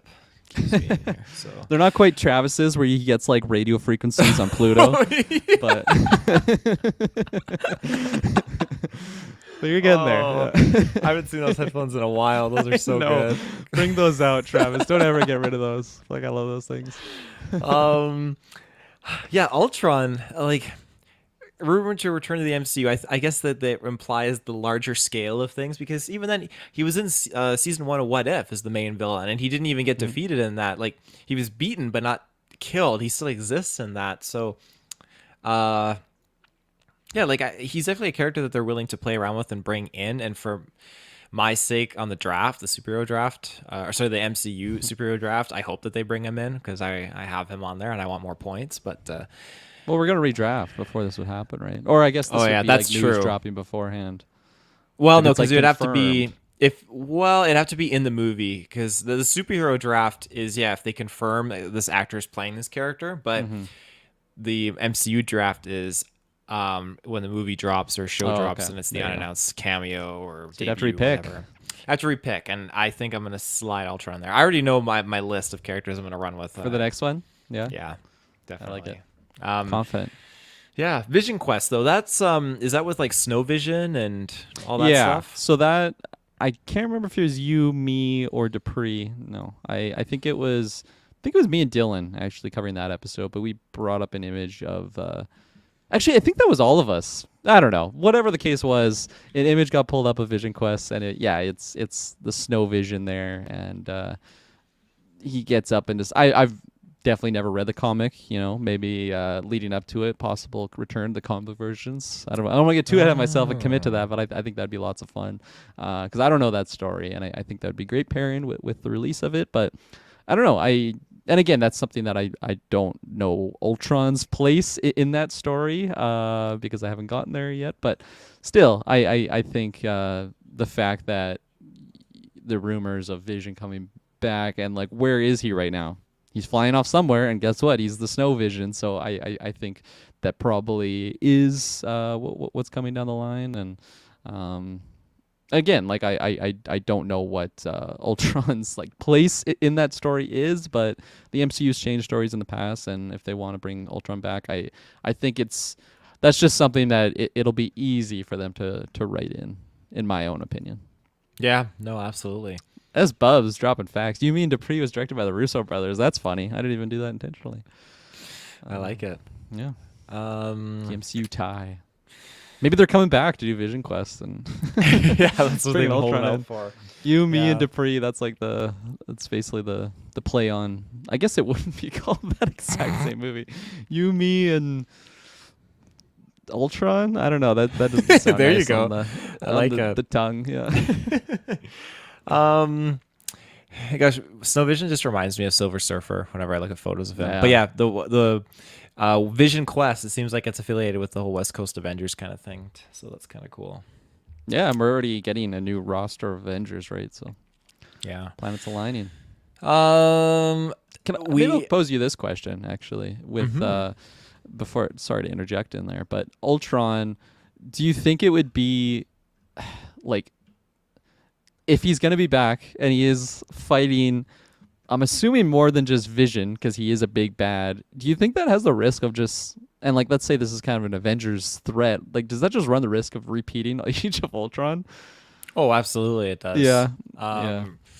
Like, Do you think they would do it in that Avengers setting then? If I know we mentioned Vision Quest there. I'm hoping they would, and I'm hoping they change it up enough because even like What If did a great job at bringing us Ultron, but in a very different scale. Oh fuck yeah! So, like, how many times can you do the killer robot trying to take over the world, take over the universe, the multiverse, all that kind of stuff? Like, you're very limited on that front. So, what do you do here with a new Avengers team, Ultron coming back? It'd be very much a familiar concept. So, you have to change it up. And I like how Multiverse of Madness had it set up because, hey, this Ultron is the worked out version, or it's a suit of armor around the world, and it's working. Yeah. So, And then part two to my question is because we had like Ultron bots in Multiverse of Madness. I mean, they were relatively working for the side of good, I guess, or neutral for the Illuminati crew. Do you think that's possible that like that Ultron in 616 is actually gone, but I'm not going to say he goes the full extent of what he was in What If, but just finds a way to like enter our multiverse and really wreak havoc? I'm not saying he's going to have the whole stones and everything because I feel like that would probably be a little bit carbon copy from the What If series there, but yeah, what do you think of that? I don't know. I think they'll keep it separate. Yeah. I do. I think they'll pull another Ultron from a different universe if they were to do something like that. Yeah, I know. I think that they keep that as its own. Just kind of like, yes, we got Captain Carter in What If, but then the Captain Carter we saw in Multiverse Madness is definitely like a different Captain Carter for obvious reasons. Yeah. So that's my thought though on that. Yeah, fair. Just some questions I had pop in my head that I wanted to ask you since we're on the topic. I like it. Do you have anything else you want to add to that juicy piece of Marvel news? I don't think so. There's not too much to unpack here. It's just a rumor, but still fun discussion. Yeah. Okay. Well, our next piece of MCU Marvel related news is Spider-Man 4 is rumored for 2024. Whoa, that's pretty Yeah. soon, eh? As soon as Holy Kathleen's smokes. gone, they're gonna celebrate with the Spidey movie. Oh yeah, yeah. They're gonna pump him out. So, No Way Home we just had last December, I guess, right? So less than 12 months. I feel like that's kind of I don't even know if that is soon because I'm a Spidey fanatic. I could take one probably every year. There might be some fatigue there if we go like 6 years in a row of having Spidey. I don't know. I just think the character and the universe that he kind of encompasses is just it's just such a juicy fruit that you could juicy fruit gonna move ya. I just had that song pop in my head as soon as I said that. Remember those commercials when they just destroy the dude's guitar? I'm like, dude, the song's pretty good. Like, what's with these people? They're just angry. But anyway, sidebar there. The juicy fruit that they could just juice from. I like forgot my train of thought there because I brought up the juicy fruit. But anyways, Spider-Man, ripe content that you can pull from. I feel like the 2024. I don't know, stewing on a little bit more. I think that is a acceptable time frame there where we have a few years of like without him, but it's not like it's the type of character that just got murked or like I don't know, like written off in a very like what's the best way to tackle this here is because he's in the world somewhere, even though nobody knows what he is. I feel like us waiting a handful of years is enough time to check in on his project there.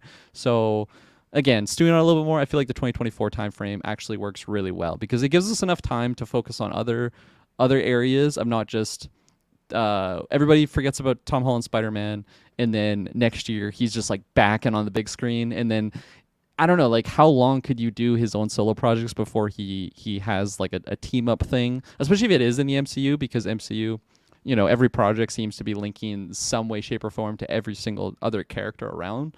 So I think that works really well, and you could even just incorporate like a time jump if you wanted to. Like he's been doing his thing for I don't know, a year plus now, and like really being that friendly neighborhood Spider-Man. I think that would work really well because it is a really cool idea of him just being on his own and like no one really knows about him. But I especially if it's the MCU, it's gonna be a matter of time that he is interacting with other Marvel characters, right? And it would probably be in that movie, honestly. Like by the end of it, I feel like he would be interacting with other people. But so yeah, for the time frame, I feel like that works really well. And I'll throw it to you before we talk about our other things on the notes. Yeah, I think that getting this movie in 2024 seems about right. Having the I don't want to say write off, but just his character kind of being pushed to the side a little bit, just kind of coming to a nice sort of conclusion. We're in a position now where we can pick up that story and we can do that time jump of a year. I would totally be down for that and just kind of see what he's been up to and just see him more of like a well-aged, seasoned Spider-Man. Doesn't have to be as like cheeky and kiddie as he's kind of been in the previous iterations, but Just definitely slinging more dick. matured. He's just like Yeah. R-rated Deadpool level. Oh my god. He's like changed so much too without Zendaya or MJ rather, and he's just like a total asshole, just super douche, swiping Bully on Maguire. Tinder. Yeah, exactly that level. I'd love to see Holland in that kind of a role. I do think if they're going ahead with a Spider-Man 4, I think that's funny to kind of think like Tom Holland's career doing like the Uncharted franchise has already come to a close. So now he's like, Feige, put me back in there, get me in there. So I guess we'll see though if this comes to fruition. Yeah, it's interesting too because I feel like the Spidey film rights has always been this weird cloud where like I've had it explained to me so many times, and I still feel like I don't fully understand how the works where like Marvel just has to make a deal with Sony to basically contract for a certain amount of projects or whatnot. So, I mean, I feel like it was already known that there was going to be another Spidey MCU thing. We just didn't really know the full extent of what that was going to be or the time frame. Now, again, this is a rumor, but 2024. I just feel like that's something that makes sense there. But yeah, I guess. I mean, do you have anything else to say on the time frame? Not really. No, I can't remember what it was looked at, but I think another movie and like I think another like 1 or 2 cameos and other movies, I think was how the contract was. It was very convoluted kind of thing. Yeah. You have that difference between, you get a full movie or you get like a cameo showing in another movie. So it's very weird how they sign off on those things. Yeah, and like, how do those rights work out? Like, does that count as like one of the projects that they sign? Like, I don't fully understand that, but Yeah. I guess part 2 of the rumor mill here is so yeah, we know that Holland's signed, but apparently Zendaya is not, but they want her back, and apparently they want C tier. Thank you for lettering them. Apparently they want director John Watts returning as well, because he did the 3 titles that we've already had, but word is he may have a case of superhero burnout, and I feel like that would totally make sense, because didn't he just recently step away from the Fantastic Four project? I don't think if he said for that reason, but I feel like we were kind of reading in between the lines that it is that case. Like, he probably just wants to work on some other things. Maybe just spend time with his family. I don't know. It's a big commitment doing stuff like that. So all that stuff makes a lot of sense. And if it's a new director, do you think that weighs into the fact that like they kind of want to, like, they don't want to just bring Zendaya's MJ back, because that it's just like, it's such a big deal that those 2 characters just kind of aren't together anymore. Like, that's such a big moment. And then even if you have a time skip, like, is it just going to be they're going to be back together by the end of that movie, and it's just going to seem like there wasn't a lot of consequence there? That's a potential problem for sure. I love like the chemistry of those 2, like, shared for the characters of MJ and Peter on screen and all that stuff. But I don't know. I'm in a weird place on that, because I loved it so much. I would obviously want to get, like, I love Zendaya too, so I think she's so great in that role. But I feel like I'm weighing more on the side that I wouldn't want them to go that route. I would want this to be really feeling like a whole new chapter, I guess you could call it, for Spider-Man, and just a new crew that he's kind of dealing with, you know? Because if Zendaya's back, like, does that mean we're getting Ned as well? I like that character, definitely not as much as Zendaya, but I don't know. I could probably do without them. What do you think? Said a lot there. I think it's so 2 things. When you mention when you mention the You're director giggling John there. Watts, What's going on? I Yeah. know, I was giggling. When you mention the director John Watts leaving the project, I can just picture it's so stupid. I can just picture Feige being like, okay, so we want you, John Watts, to direct Fantastic Four. He's like, okay, sure, I'll direct Fantastic Four. And then, months go by, and he's like, you know what, Feige, I'm feeling a little bit of burnout. I can't do it. I'm going to back off the project, so I'm going to leave. And so he leaves. And maybe like 24 hours, 40 hours passes, and then Feige comes back. Oh, so your schedule is free now. Do you want to direct Spider-Man 4? So I was like, oh, for fuck's sakes. I don't know why I'm laughing. I find it funny. It's just stupid. He's just like, he can't fully get away from Marvel. Kevin Feige's just like, oh, so you're free now, so I can give you this other MC project to direct. I know. So when it comes to bringing back Mary Jane and Zendaya. It's not actually Mary Jane, right? It's Michelle Jones. Michelle Jones, right, Yeah. right. MJ for short. I'll go with MJ. MJ being in this does not need to happen because, Peter, he got out scot-free. He can go around and he can start indulging in his bully ways and just slapping the dick around if he wants. But no, in all seriousness, this is a good time to bring in Gwen Stacy if they want.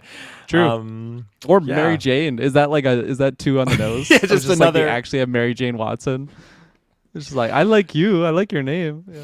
Michelle Jones is just totally irrelevant. I don't think they'll go MJ, just for the record. No, to be clear. yeah. I feel like that is their version of MJ is Zendaya's character. Absolutely. I do think that this is a great time to bring in Gwen Stacy because we've had Gwen Stacy in every single iteration of Spider-Man. So like even Spider-Verse. So why not keep it going? We don't have a Gwen Stacy in this Spider universe yet. So I think it's definitely time to kind of like bring her in and see what's popping. Did you see the I feel like I sent it. Maybe not. Maybe I just saw it on the interwebs. Maybe you sent it actually, but someone had like fan casted oh my god. Forget the actress's name, but Rhaenyra from House of the Dragon as Gwen Stacy. There's like side by sides of like the Gwen Stacy from Spider-Verse and her, and it's just like, man, those characters look very They look very identical, and I don't know. I feel like the age would fit. She was phenomenal in House of the Dragons, so I feel like it's another thing. I don't. Maybe I'm saying too much about my comic hero or my superhero draft or whatnot. But I feel like that could be lots of fun, and having that kid because she's very serious in the role of House of the Dragon for sure. But I've seen her do like comedy type shows as well. So I just feel like she has a really good range to her, and that. I wasn't entering this to throw out my cast or whatnot, but that would be my pick for sure in the MCU's Gwen Stacy. Yeah, I like that pick a lot. Yeah. I don't even know who I'd pick for Gwen Stacy. Again, like Kate Beckinsale's too old. She can't. Fuck off. Oh my god. I love Kate Beckinsale as well, but goddamn, let her rest. She's like the dude from Green Mile. I'm tired, boss. That'd be her. If there was a world Taylor could just have her in all these projects, she'd be exhausted. And Millie Alcock, that's the actress who played Princess Rainier. Missed her name there, but yeah. Yeah, brilliant. Yeah, I think that's it for our MCU news. Kate Beckinsale. That's good. And like, you know, if we're just picking actors and actresses from like any age range that they would have been, like where would you have wanted Kate Beckinsale? Like I wouldn't have picked her as Gwen Stacy. I feel like she would have been a really interesting character in the MCU. I don't know. I feel like she could have been a good like if Black Widow has to have red, I feel like she could still be a really good Black Widow. I'm pulling kind of from like my underworld knowledge there of like that character just kicking ass, very secret agent like. I feel like that could be really fun. Oh, he's Look at that. that. Yeah. Look at that. The Gwen Stacy hair already. Let's go. Okay, I was gonna use that as material for my Black Widow pick, but okay, yeah. No, Black Widow, like, yeah, she totally fits the bill for Black Widow. What year my was gosh. this? What year was this? Underworld 5 was like For Blood Wars. Oh, Blood Wars, yeah, that's 2016, I guess, as per IMDb. Okay, 2016. I'm pretty sure Shay and I started dating in 2016, and I like made her bring me to that movie. That was at the time when she still worked at the theaters, whatnot. She wasn't a fan by any means. That was definitely a movie. I'm like, I didn't have to bring her to this. I enjoyed it a hell of a lot more than her, but shouts out to Underworld. Film. Yeah, we need to retro that. That's what we need to do. It's happening one day. Yeah, I think that's it for the MCU stuff. Is it too early for another ad break? I feel like we just took No, let's throw it in there. Let's throw it in there. Okay. Nobody's stopping us today. No, yeah, we can do what we want. We'll be right back after this ad break. And we're back. So our last couple of topics here, getting into some juicy trailers. Which one do you want to start with, Kirklin? I forgot which ones we're even talking about. Let me get my note. Let's do the mean one, Mr. Grinch. Grinch. I like it. Yeah. How'd you feel on this trailer? I felt, that's for sure. I feel like it was I'm not at a loss of words right now. Going into it, I didn't know what to expect. I should have known that it was going to be like just a straight up hardcore parody of what like the Grinch was, and I didn't have that leading into it. I had it about 70% through the trailer, and then by the end it said like right at the end it's what was it? It was like coming near you or whatever, a parody holiday film or whatnot. So it's like, okay, I wish that was like my understanding going into it, because I would have just prepped myself, because it was just like, man, this is very like fanficky. I hate like giving shit on like the actors or whatnot, but it's like this is almost like porn level acting. Like it just is really, I don't know. I don't want to be like super negative on it, because it is a fun concept for sure of just but I feel like what was shown, it was just, I feel like this is going to be a film that if I'm just watching it like on my own, like I'm probably not going to be enjoying it too much. Like there'll probably be some moments that are, I don't know, borderline memorable. They'll be fun to like talk about on a review type setting, but I very much thought like this would be a good like watch along type film, like with people, you know, just like seeing what's on screen with you, because there was moments like when they're just gearing up for war and whatnot. It's just like, oh man, like this is, I don't know, again, I'm at a loss of words because I really don't know my full feeling on it, but I feel like I'm mostly negative, and going into it, I thought I was going to be a lot more positive. I just feel like the stuff with the Grinch too is just they didn't show too much. There's like a quick shot of him like snapping someone's neck, and then other than that, he's just like woo, Yeah. and it's just like, oh, okay. I feel like I'm probably not gonna, I don't know, get a lot of that. I don't know. I'm at a loss for words. So, unfortunately, I'm pretty negative on the initial trailer. But what do you think? The first opening sequence where we get like Cindy Lou Who, and I'm assuming it's Cindy Lou Who, and the Santa Claus kind of putting the presents out and everything like that. It was the way it was filmed, like it was really good. Like it looked super modern, up to date, really well done, aesthetic. And then as soon as it cut to the present day stuff, holy fuck! Travis said this. That they slapped the 2000s filter on there hard. Okay, yeah, absolutely, I agree. Oh my god! So that really took me out of it because I just felt like, again, this is just 2000s all over again here. So now that being said, you're right. The Grinch was only in a few scenes. He's just like, choking someone out, or he's just like he's going behind the restaurant booth. So very peculiar, but I love how he looks. I love his makeup. I feel like this could be a sequel to the actual Grinch, Jim Carrey's Grinch movie. He looks so similar, but I like that they call him the mean one. I like that they were like that one trucker guy was like reciting the rhyme, like, yeah, he's the mean one who lives up in the. I'm butchering that, but. Just looks so great. It looks so quirky. I can't wait for this movie. Yeah. Does it bother you that like the Who's don't look like Who's at all? Like they're like, we live in Whoville and we love Christmas, but it just seems like they're in some Alberta Canadian town. It's not Whoville. It's what is it? Is it Noville or? Like, is it? Okay. I think they changed the name to like Nowhereville or something like that. Like it's different. Okay. It's piggybacking off the Whoville term or the name. Because I thought different. the story that they're going with is like this is actually a air quotes sequel to like that original story that he came and like stole Christmas and now he's just fucking people up. Well, like, it wasn't enough for him. He came Did I misread once. that? I took it as he came once. There was a bunch of murders and he killed people and he killed someone's family, and then here we are later on, and now it's like, oh, we don't need this to be blown up into what it was before again. We don't need to have a repeat. So that's just what it's I'm turning preparing. into. Like Jamie Lee in the Halloween movie, whatever one that was. The first one, I think, when she was prepping for war, or the second one, or the third. I don't know. I haven't seen any of those. Yeah, and like you said, the 2000 stuff on there, and that's, I mean, Travis's words, but I think that's extremely accurate there because I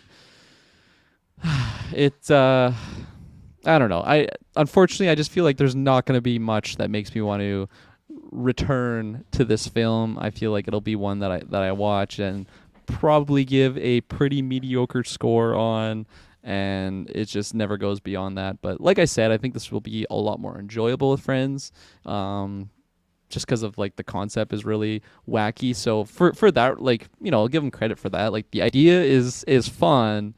But I just kind of wish the trailer had me feeling like they had that magic. That I'm not saying it has to be a Dr. Seuss movie by any means, but I like you said, like the rhyme. Like I feel like they only did that like once, and it was like, oh, a lot of people are gonna love that. We're like rhyme, and I feel like that'll be like one moment in the actual movie of like having any reference to those Whoville isms, because everything beyond that, it seemed like these were very forgettable cast of characters that are in like a B rate, not even B, probably lower than that, C if not lower horror movie thing. And I don't know, and like hopefully going into it, because I have such low expectations, I'll actually be surprised and it will be special, but I'm setting my bar low. That's fair. It's safe to do that, especially with these kind of horror movies. You never know what you're getting into, so don't go in expecting us a 10 out of 10. It would be nice if it was coming to Canada theatrically. It's going to be in the States. Yeah, it's at one night only, right? Yeah, something like that. Only in the States, unfortunately, because Canada is just, for whatever fucking reason, we don't get that kind of cool shit. So, yeah. Unfortunately. Dylan probably has it. Or is it just not actually coming in Canada at all? Well, it's coming to Canada in VOD, I believe. Okay. But we'll not get it theatrically. That's the kicker. So, there you go. Our next one, we could do. Do you want to? We might as well stick with the horror trend. Keep going. Let's do it. So, obviously, if you've heard us talk about horror parodies before, you know of Blood and Honey, the Winnie the Pooh adaptation. The workers of that film are diving into another one. This take is on Bambi. Do you like Bambi? I really do. I feel like it's a movie I haven't seen in a long time. I'd be interested to like rewatch it actually because I liked it as a kid. And I remember, like, you know how you like remember movies as a certain way as a kid, like you got those child lenses on and it's just so glorious, and sometimes you like go back and rewatch movies and it's not the way that you remember, essentially, like you remember the hitting moments. But I feel like I've kind of like stayed away from that film because even as a kid I like knew that it's like basically tear jerking. It's like so sad, like the opening when Bambi's mom dies, just the hunters, the evil hunters take out Bambi's mom.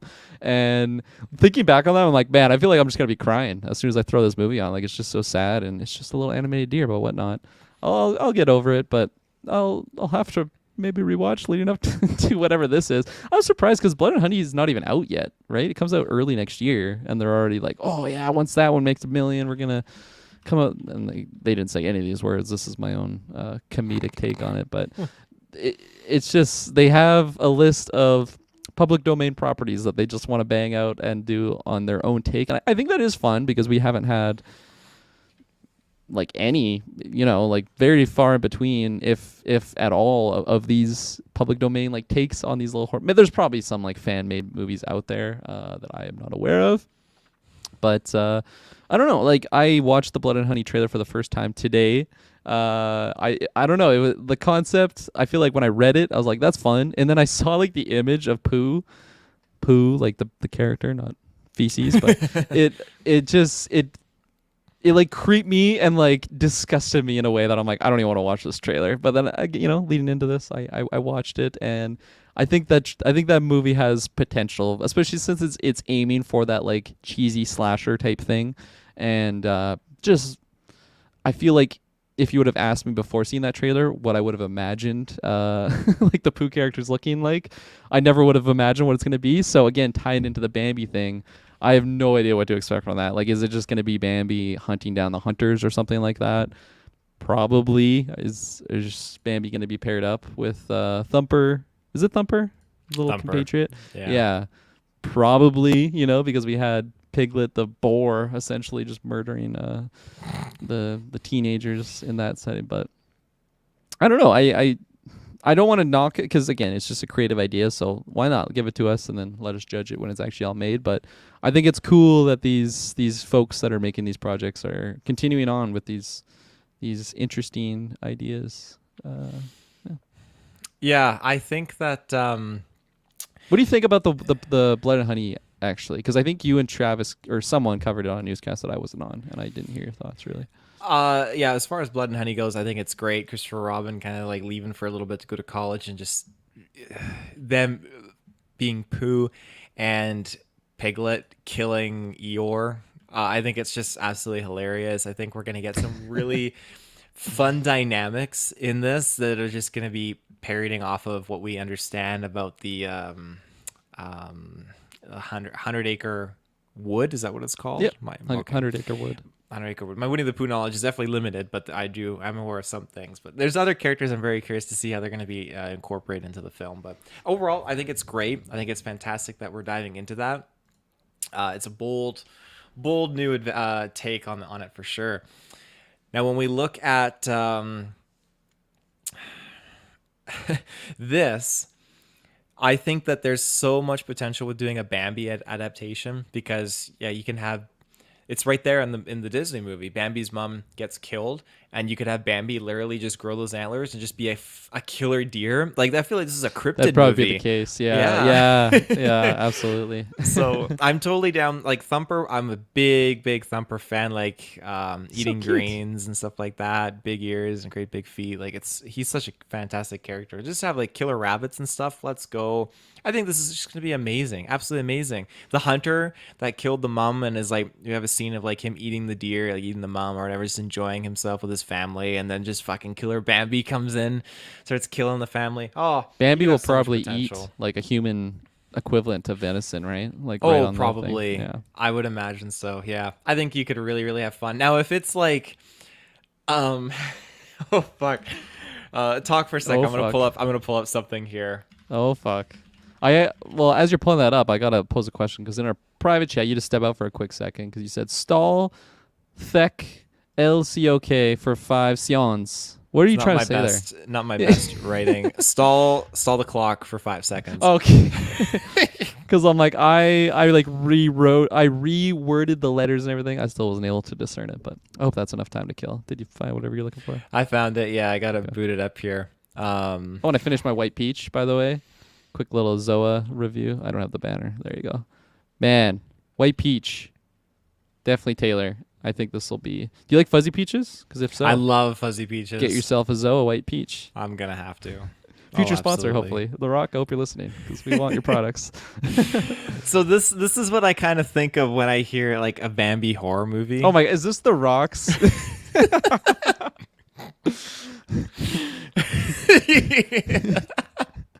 Go check out the SNL skit if you're watching, ladies and gentlemen. He's so great. I'm Bambi. Oh, I don't have captions. Fuck yeah. Just with 2 deagles. Huge cigar. Fuck, that's funny. Disney's Bambi. My God. It'll probably like Bambi probably Holy fuck. This is actually like honestly like probably inspiration. Like they probably watched it like, man, we got to do this. Like, for real, I but think just so. Make it way. I forgot about Vin Diesel as Thumper. That's not Vin Diesel though. Thanks for clarifying. I was like, man, he's really let himself go. Oh, God damn. Sorry, you were saying this is like inspiration for. Yeah, and like because, pardon me, the blood and honey thing. It's so slasher. Like they're using. Tyrese Gibson as Flower. Okay, that's definitely not Tyrese Gibson. Michelle Rodriguez. Oh my God. Okay, get this off. This is breaking me. This is breaking me. I can't focus on what I'm trying to say here. I feel like they wouldn't do like actual like rifles. It would make sense as like the deers using the rifle that killed the hunter, but I feel like that's a little too humane, you know. And the blood and honey thing, they have like a sledgehammer. They're going full on gore for these things, and if they stay in that realm, which I imagine they would, I think Bambi's, like you mentioned, like it'll probably be a lot of antler type deaths and just as vicious and gross as you can really possibly make it. Yeah, absolutely. I don't think we'll see like Bambi like Rock style walking with like human body and grabbing the gun and stuff and shooting hunters or anything like that. No. Yeah, exactly. Yeah. ASMR Fluttershy. Hi, I'm new here. Welcome. Thanks for coming. Welcome. I think that Great concludes spot to jump in for your first viewing as the we have Bambi trailer. Dwayne the Rock Johnson Bambi on screen. Yeah. That's so good. So moving on, let's see if anything else you want to contribute into the Bambi realm.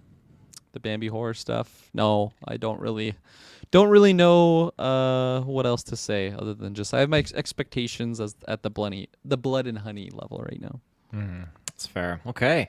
Well, what do we got here? Our next one and our final topic for this news episode is we actually had a trailer for it, that 90s show. So a quick kind of summary, Kirklin. What's your experience with that 70s show? Yeah, I have a lot of great fond memories with the show. This was one that me and my sister watched all the time on cable. It would just be on again all the time. I feel like we didn't have it like in sequential order or anything, but I know specifically we had the first season on DVD, so I've seen that one a lot. Just those episodes in rotation. It's so funny because it's one of those shows that like I had seen so many times as a kid and like knew the moments, but I was probably just like a little bit too young to really understand what was fully going on because rewatching as an adult, it was like fresh eyes. Like I knew like the beats, but like the comedy just hit so much better. Obviously as I'm older and able to understand these things, like when they're doing the circle and just like the smokes everywhere, I had no idea what that was as a kid. Like I never knew what those rotations were. Obviously it's hilarious now looking back on that. I feel like it's one of those things where I was probably just laughing along with the laugh track more so than like my genuine laughter as a youngin', but a lot of great memories with it. And like rewatched it, I like basically all the characters. I feel like that show does a really good job at giving credit to every character on the roster. Although I will say, I don't think I've ever seen the last season, because on Shays and I, when we were rewatching it in like the last 2 years or whatnot, I think we put on like the first episode, and I was like, man, this show is downhill. Like early on in that last season, I just wasn't able to give it justice. They, like, Eric goes off to Africa, and then they have this other character who I don't think he's terrible, but it felt like the magic of the show was really gone for me at that point. So I wasn't able to finish it at all. But I mean, going into this, we'll talk about it, but just the fact that we have like Red and Kitty back, like, fuck, that's enough to get me in through the door. Like, I love those characters so much, and the fact that they're in the same house and everything, I feel like they're capturing the magic at like the Rebirth show. So I think that's great, because for something like, I love How I Met Your Mother, but when How I Met Your Father came out, I just had zero interest on it, and I really liked Boy Meets World, and then when that other show came out, was it Girl Meets World? Whatever it was, like the follow-up show to it, I just had like no interest again. It's like, I love that original, but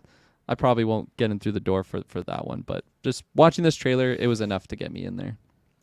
Yeah, 70 Show, actually. What's your thoughts on 70 Show? Sorry. I with like that answered 70s both in one speech. I apologize. I was getting No, I it's like the it. Zoa. It's making me go. Let's I fucking like go. Grab your Zoa.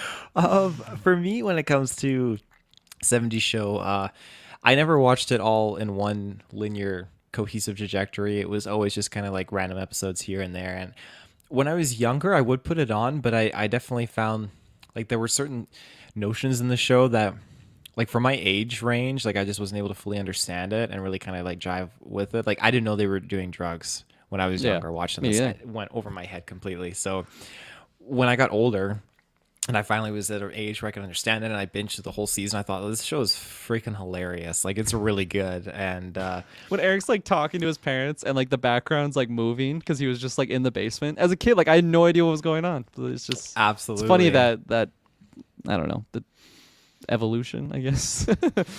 yeah.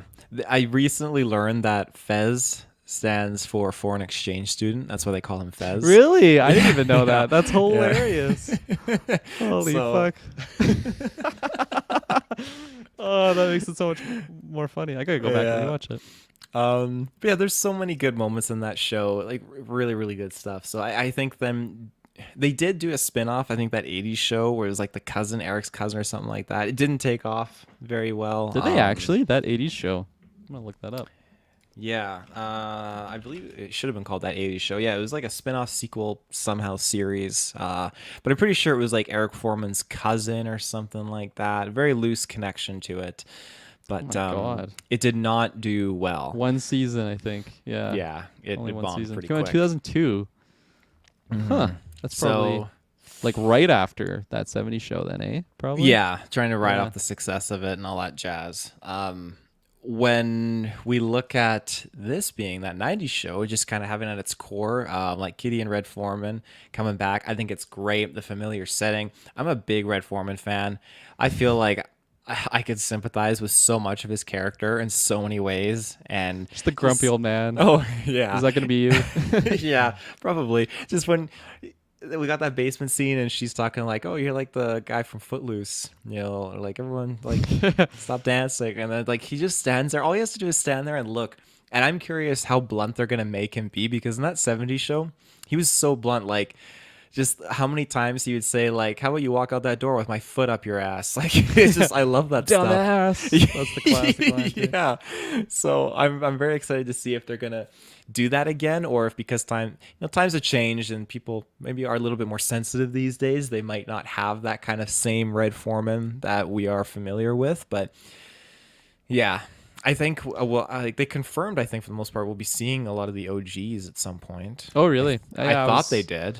I was curious if they're going to go that route, because it seems, or yeah, no, I know for sure that character, the young lady, she, like, that's the granddaughter to these two. So I doubt it's Eric's sister's kids. Probably her life choices didn't have her have kids, but so it's probably Eric, you know, like that's his offspring there. So I was curious if we're going to be getting Eddie Brock in the in the show at all.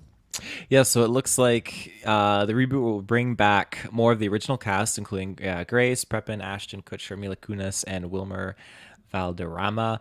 Not Danny Masterson. He Definitely played, the what was his name of his character? Hyde. Yeah, Yeah. because he's undergoing some Unfortunate. serious life things right now. So Yes, Yeah. he's a POS, as Travis would call it. And, not a good situation he got himself into. But yeah, I mean that's lots of fun that they're so yeah, you mentioned Mila Kunis as well. I think that's lots of fun because like especially for her and honestly probably the whole roster, like that show really is what put them on the map. I mean, famously Mila Kunis was underage like when she even got Yeah. on the show.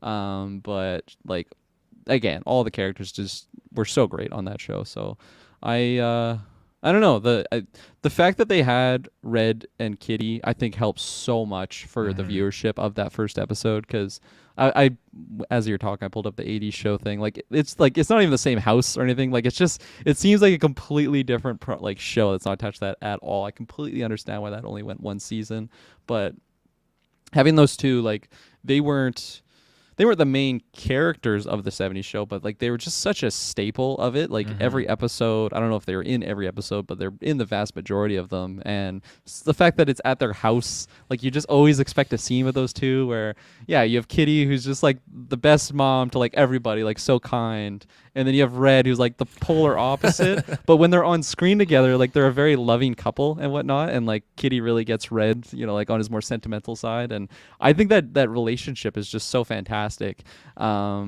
So yeah, having them in that show, I think it's going to help so much, honestly. I'm not sure if my sister's seen this trailer yet, but I'm definitely going to send it her way after this cast because, like I said, like her and I, we love that show so much as youngins. So it's cool that it's coming back and they have, and like as you're mentioning, like as you were mentioning with the Red, like kind of being the same Red that we know and love of him. Like I'm hopeful and curious if they keep him really like the same Red that he was because it's not like they had him as like a racist or anything like that, but like he was very set in his ways and just total hard ass, and I really hope they keep that because that's just such a staple of Red. And it's not really the same times of just having a character that's so I don't know, hard ass and other terms that I'm lost for words right now to find, like in medias, I guess, of just a character that encompasses all those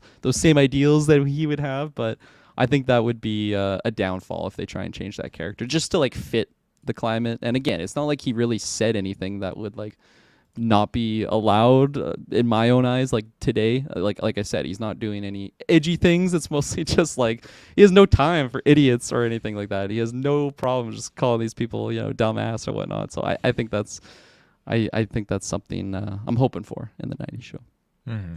Definitely. Right on.